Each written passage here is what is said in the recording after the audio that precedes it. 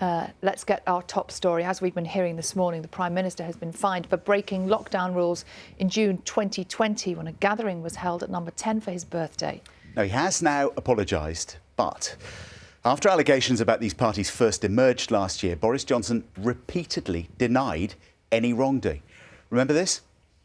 Mr. Speaker, what I can tell the right honourable gentleman is that all guidance was followed completely during number 10. I have satisfied myself that the guidelines were followed at all times. As far as I'm aware, to the best of my knowledge, and we have followed the rules throughout, and that is what you would expect. And when I went into that garden just after 6 on the 20th of May 2020, to thank groups of staff before going back into my office 25 minutes later to continue working, I believed implicitly that this was a work event. Telling people privately. You have to wait and see the outcome of the investigations, but of course I stick absolutely to what I've said in the past. Well, we now know that Boris Johnson is the first serving British Prime Minister ever to be sanctioned for breaking the law. We're joined now by the Transport Secretary, Grant Shapps. Good morning, Mr Shapps. We've had so many messages from our viewers this morning. I'd just like to start with this one from Amanda. Her daughter, a teenage daughter, died of cancer during the first lockdown. And these are her words. We stuck to the rules. With hospital visits, with funeral restrictions, why couldn't the Prime Minister? Yeah, I'm not here to say anything other than this is deeply disappointing. It was wrong. And like your viewers, I had my own experience. In fact, for 4 months when I couldn't see my own dad, we thought we'd lost him and he was in hospital. And so I feel the same anger when I heard about all of this as everybody else watching your programme. I also know that the Prime Minister, who by nature of being Prime Minister, leads a very busy life, had chaired 8 different meetings on that day, gone out to visit a school, and as a surprise, some of the staff that he was working with arranged a party. It was wrong. He's apologised. He's accepted responsibility. He's paid the 50 quid fine. And he's, of course, completely overhauled number 10 since that time as well, set up an office of the Prime Minister. You know, I don't seek to justify it, but I also know that it wasn't done with malice or intent, even though it should not have happened. For Amanda, for many other viewers this morning, they hear you, they heard him yesterday, but that is just not enough. She said his words about it not occurring to him that he was in a party. She describes that as an insult, and she wants a general election, and she says it's time for him to go.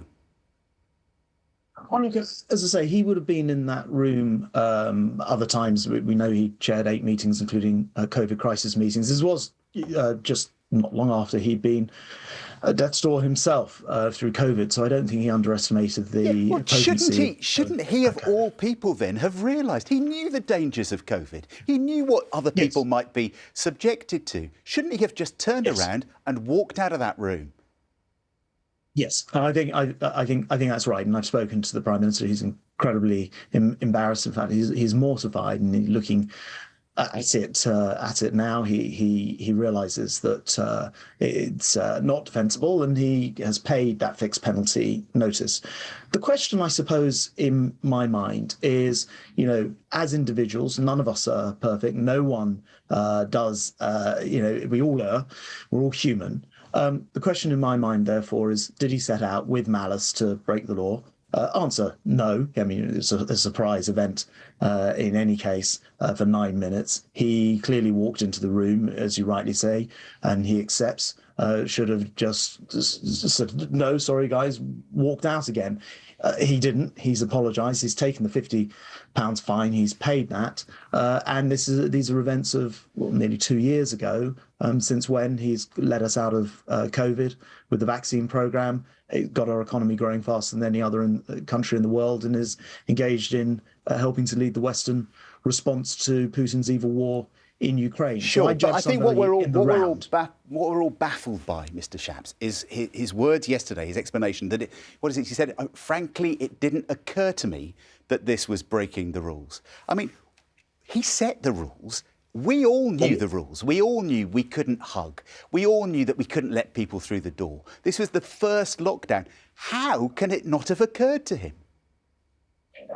And as I say, I don't seek to say anything other than it's deeply disappointing. Of course, it should have done. I think, in answer to your question specifically, he will have already been in that room with the same people that day, chairing crisis meetings on the world's biggest pandemic for over 100 years, and he walks in by surprise into the same room for the people to wish him happy birthday on this occasion, and that's of course the thing which breached the law.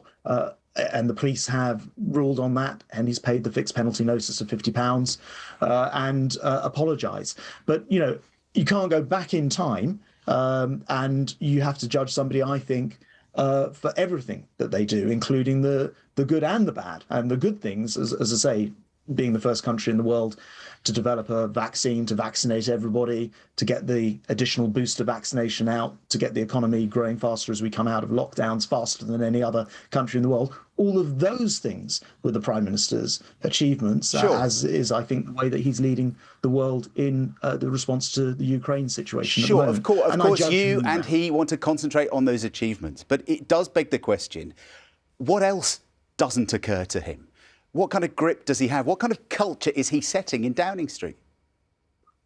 Well, I think there's no doubt at all that the culture at that time, going back 2 years, was wrong. And I don't seek to say anything other than that, because we've already seen since then that Sue Gray has reported that he's completely overhauled the Number 10 operation. They set up an office for the Prime Minister. There have been many personnel changes. This has all been well covered.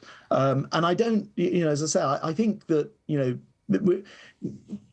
everyone is human. People make mistakes. In this case, it's led to a fixed penalty fine of £50. He's paid the fine. It's an event of 2 years ago.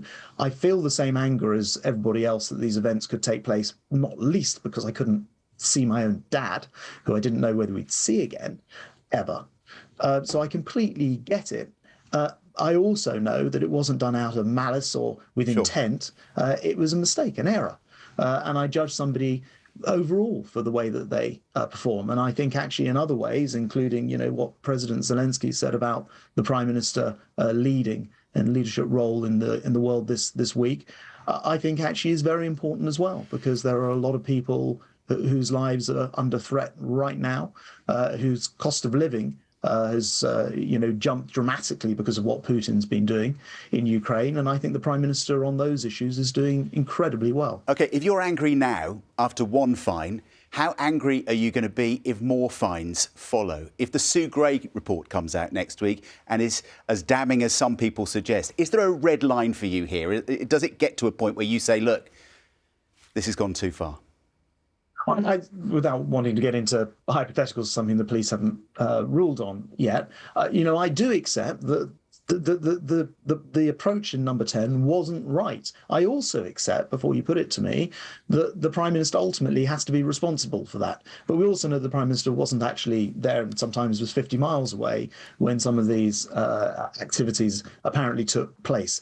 He has recognised that during these unprecedented times that we're living through, that what was going on in Number 10 in some of these cases was wrong, and that's why he's reorganised it. For me, the bottom line is, have we been the country in the world who has not only got ourselves out of COVID, but also helped the rest of the world by those billions of doses of Oxford AstraZeneca invented here with all of the support of the government, enabling us to get on and expand. OK, I know the vaccine thing is the kind of default argument, isn't it? Every time there is a headline about this. I would also argue things like, the economic growth. Yeah, I'm sure you would. I'm sure you would. But this morning we're talking about other stuff. Can I just ask you, Labour, the opposition party, is calling for Parliament to be recalled to discuss PartyGate. Are you prepared to do that? Well, look, it's Wednesday today. Parliament comes back after the Easter weekends. We'll be back next week. There'll be ample time to discuss this, and I know that Parliament will want to do that. They want to do it now. The other very pressing issues of the day. They want to do it now.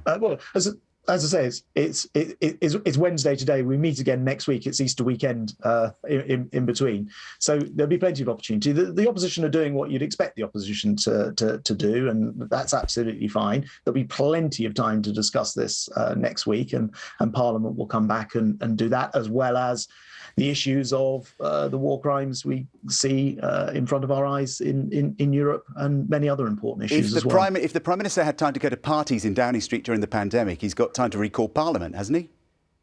As I say, just to make sure that we don't describe this in a way which is perhaps incorrect, he walks into a room by surprise for 9 minutes to be wished happy birthday. Shouldn't have happened. He's apologised. He takes full responsibility for that. He's reorganised Downing Street to make sure that we don't, that sort of thing can't happen again, and not that we ever want to be in lockdowns again. He's paid his 50 quid fine. I think he's getting on with doing the important job of not least helping with the cost of living issues, and also, of course, in this cruel war in Ukraine. Cost of living issues, 50 quid doesn't go as far as it used to, does it? We've got these new inflation figures this morning, higher than anybody expected at 7%. And a lot of people saying that the government needs to do much more to help us.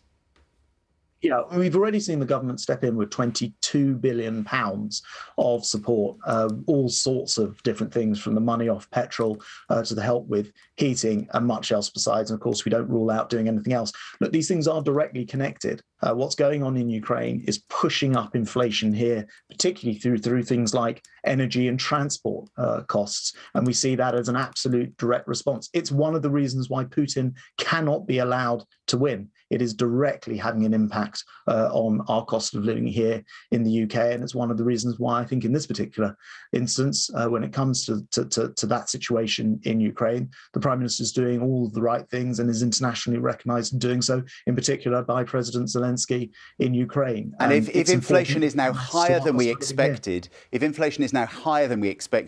can the government go further than it intended and expected to try and help out families? Well, look, the government will always look at what more it can do. And as I say, there's over £9 billion for energy, £22 billion for energy costs, that is, £22 billion overall in support for families. So we are straining every sinew to try to do everything that we can to assist with the cost of living. We can't do everything. A lot of this is coming from the costs that are coming in from overseas, and the energy and transport costs in particular caused by Putin's war. That is why it's very important that we defeat Putin in this war. Grant Shapps, thanks for joining us on Breakfast. Thank you.